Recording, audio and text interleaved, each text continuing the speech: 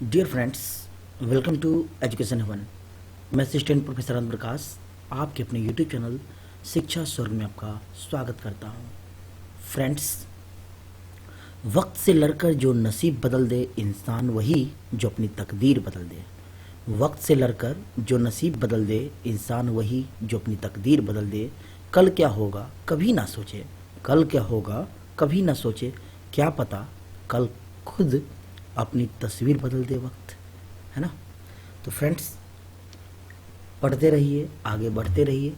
आज के इस वीडियो में हम लोग CC5, जी हाँ, CC5 अनुशासन एवं विषय, अंडरस्टैंडिंग डिसिप्लिन्स एंड सब्जेक्ट, इसका दूसरा भाग देखेंगे। इससे पहले मैं आपको सिलेबस बता चुका हूँ, इसकी प्रारंभिक जानकारी पार्ट 1 में बता चुका हूँ। आज मैं इससे आगे बताऊंगा। तो आज का आगे का जो सेशन है वो है ज्ञानानुशासन। CC5 से ज्ञानानुशासन यानी कि विषयानुशासन जिसे कहते हैं, एकेडमिक डिसिप्लिन। एकेडमिक डिसिप्लिन जिसके कई अर्थ होते हैं। शैक्षिक अनुशासन, इसी का मीनिंग है ज्ञानानुशासन या फिर अकादमिक अनुशासन। इसी को हम बोलते हैं विषयानुशासन। नाम एक ही है, इंग्लिश में आपका एक ही नाम है एकेडमिक डिसिप्लिन, लेकिन हिंदी में अलग अलग होते हैं, तो आप इसका ध्यान रखेंगे। तो चलिए पढ़ते हैं इसके बारे में कि क्या होता है यह।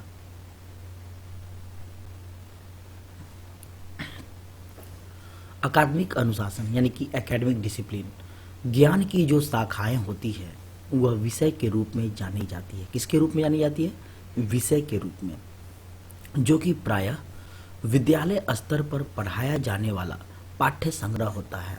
यानी कि विद्यालय में जो पढ़ाया जाता है ना, वो पाठ्यों का संग्रह होता है। लेकिन जब इसी विषय का स्तर इतना उच्च हो जाए कि वह किसी शोध परक बन जाए, जिसका शोध हो सके, रिसर्च हो सके, उसका हिस्सा हो जाए, तो वह ज्ञानानुशासन या विषयानुशासन होता है। क्या होता है? ज्ञानानुशासन या विषयानुशासन होता है, जिसका प्रमुख उद्देश्य उच्च विचारक गुणवत्ता से पूर्ण विद्वान शोधार्थी तैयार करना रहता है। मैं आपको जनरल भाषा में समझाता हूँ। जो विद्यालय में पढ़ाया जाता है, विद्यालय स्तर पर जो विषय को, यदि हम उसी को विश्वविद्यालय स्तर पर ले जाकर पढ़ते हैं, शोध परक बना देते हैं, तो वह आपका ज्ञानानुशासन कहलाता है। जैसे मान लेते हैं आप जो है बचपन से विषय को पढ़ते आ रहे हैं विद्यालयों में, उसी में से किसी एक विषय पे आप जो है PhD कर रहे हैं, डॉक्टर ऑफ फिलॉसफी कर रहे हैं, उसका शोध कर रहे हैं, कुछ नई उसमें डालने की कोशिश कर रहे हैं, तो वह किसका हिस्सा हो गया? वह आपका ज्ञानानुशासन का हिस्सा हो गया, यानी विषयानुशासन का हिस्सा हो गया। फिर से देख लीजिए, ज्ञान की जो शाखाएं होती है वह विषय के रूप में जानी जाती है, जो कि प्रायः विद्यालय स्तर पर पढ़ाया जाने वाला पाठ्य संग्रह होता है। लेकिन जब इसी विषय का स्तर इतना उच्च हो जाए कि वह शोध परक ज्ञान का हिस्सा हो जाए, तो वह ज्ञानानुशासन या विषयानुशासन या अकादमिक अनुशासन या फिर एकेडमिक डिसिप्लिन होता है, जिसका प्रमुख उद्देश्य उच्च विचारक गुणवत्ता से पूर्ण विद्वान शोधार्थी तैयार करना होता है, रिसर्चर तैयार करना होता है। कोई भी ज्ञानानुशासन में किसी विशेष क्षेत्र के ज्ञान का एक विशाल संग्रह रहता है। यह इतना विस्तृत हो जाता है कि इससे संबंधित ज्ञानानुशासन के कई उप ज्ञानानुशासन तैयार हो जाते हैं। और ज्ञानानुशासन में भी हो जाता है उप ज्ञानानुशासन। कैसे? तो चलिए इसको हम उदाहरण के द्वारा समझते हैं।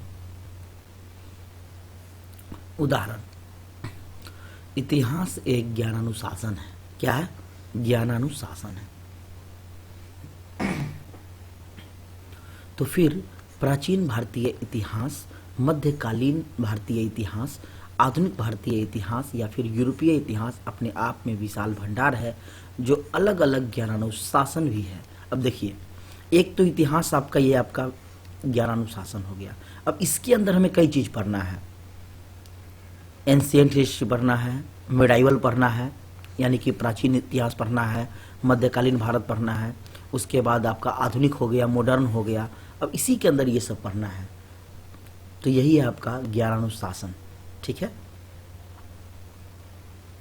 नेक्स्ट, और इसके बारे में जानते हैं हम लोग।